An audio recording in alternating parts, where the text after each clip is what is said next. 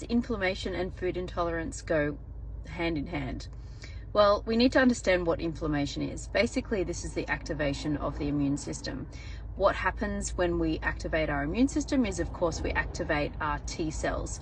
These are the sort of white blood cells that are very, very efficient at attacking whatever it is they're targeting. This is usually something that is pathogenic to the body, like, for example, a bacteria or a virus or something like that. But unfortunately, with our immune system being activated and our T cells being activated, is that sometimes there can be destruction of surrounding tissue where that bacterial pathogen might be, or if there is autoimmunity going on, then of course we can start attacking our own tissue specifically, and then of course our cells are going to get damaged.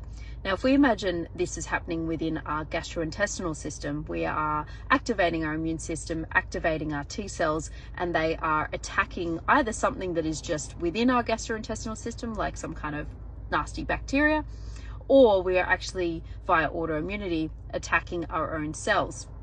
Our cells become damaged. Now, there are some very, very special enzymes that are actually called brush border enzymes that line our gastrointestinal system. And a really good example of this is the lactase enzyme. What happens is food particles will pass across it, and that will snip up the food particles. In this case, it would be dairy foods.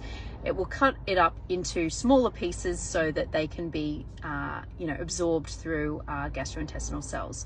But what happens if the cells of our gastrointestinal system are damaged and those brush border enzymes are also damaged? This means that those enzymes will not be present and then will not be able to do their job of snipping up these long polysaccharides.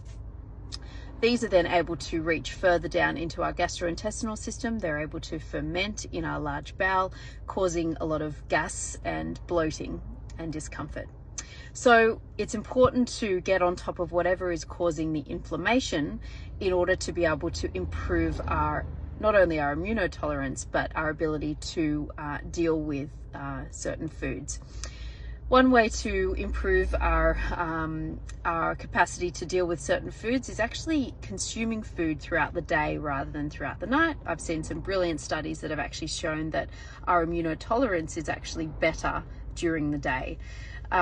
Also consuming foods that are low inflammatory, like animal-based foods rather than a high consumption of grains and products like that.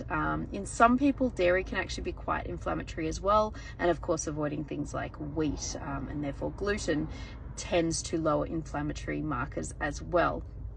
And of course, being in ketosis at periods of the day, throughout periods of the day, can also obviously increase our ketones, which have also been shown to be signaling molecules that lower inflammation throughout the body.